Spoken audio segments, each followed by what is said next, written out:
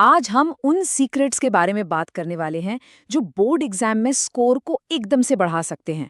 ये वो तरीके हैं जो अक्सर नज़रअंदाज कर दिए जाते हैं, लेकिन इनका असर बहुत बड़ा होता है। चलिए एक सवाल से शुरू करते हैं। सोचिए, क्या हो अगर छोटी छोटी गलतियों की वजह से 10 से 15 कीमती नंबर हाथ से निकल जाएं? ज्यादातर स्टूडेंट्स के साथ ऐसा होता भी है और उन्हें इसका एहसास तक नहीं होता। और हैरानी की बात यह है कि ये नंबर नॉलेज की कमी से नहीं कटते। नहीं, ये कटते हैं प्रेजेंटेशन की उन छोटी मोटी गलतियों से जिन्हें आसानी से टाला जा सकता है। तो पहली स्ट्रैटेजी वो तो तब शुरू हो जाती है जब एग्जामिनर ने आपका जवाब पढ़ना शुरू भी नहीं किया होता। जी हाँ, ये सब कुछ विजुअल इम्पैक्ट यानी पहली नज़र का खेल है। जरा एक एग्जामिनर की तरह सोचिए।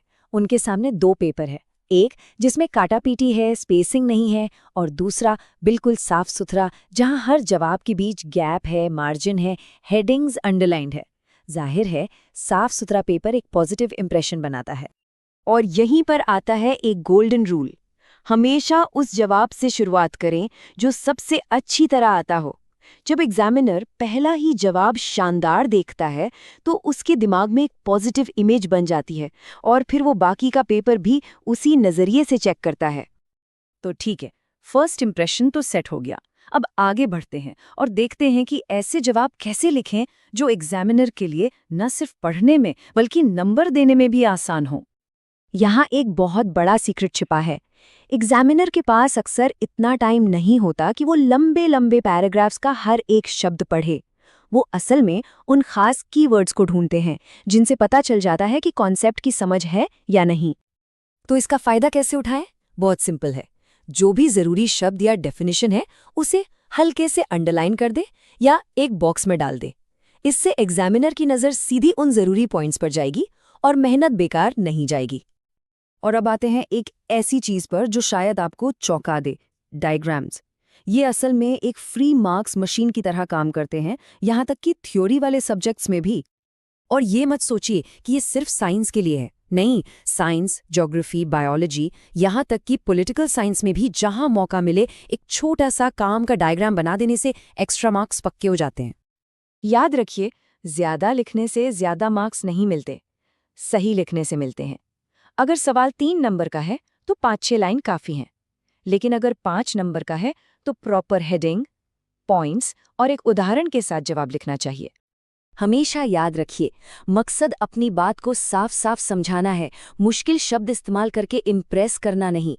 आसान भाषा में लिखा गया जवाब हमेशा ज्यादा असरदार होता है। चलिए, अब बात करते हैं फाइनल टच की। वो छोटी छोटी चीजें जो आखिर में बहुत बड़ा फर्क पैदा करती हैं और लापरवाही में होने वाली गलतियों से बचाती हैं। एक चीज जो स्कोर की साइलेंट किलर है वो है ओवरराइटिंग या काटापीटी। जवाब कितना भी अच्छा क्यों ना लिखा हो, अगर वो गंदा दिखता है तो एग्जामिनर को चिढ़ हो सकती है और इसका असर मार्क्स पर पड़ता है। तो अगर कोई गलती हो भी जाए तो घबराना नहीं है। उसे गंदे तरीके से घिसने के बजाय बस एक सीधी साफ लाइन से काट दें।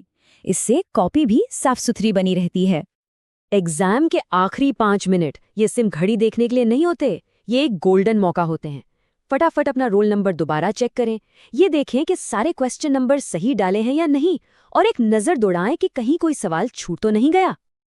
तो इन सब स्ट्रैटेजीज को अपनाने का कुल असर क्या होता है? यकीन मानिए, जमीन आसमान का फर्क पड़ सकता है। सोचिए, सिर्फ कड़ी मेहनत के दम पर मान लीजिए 60% स्कोर आता है। ये अच्छी बात है, लेकिन ये पूरी कहानी नहीं है। रणनीति के बिना बहुत सारे नंबर टेबल पर ही छूट जाते हैं। लेकिन जब इसी कड़ी मेहनत के साथ ये स्मार्ट स्ट्रैटेजी जुड़ जाती है तो वही 60% वाला एफर्ट 85% या 90% में बदल सकता है। ये सिर्फ हार्ड वर्क नहीं बल्कि स्मार्ट वर्क का कमाल है। तो बात साफ है, ये सिर्फ साफ सफाई या अच्छी हैंडराइटिंग के बारे में नहीं है। ये एक तरीका है जिससे ये पक्का किया जा सके कि की गई मेहनत का एक एक कतरा मार्क्स में बदले। इन तरीकों को अपनाएं और देखें कि स्कोर कैसे बढ़ता है।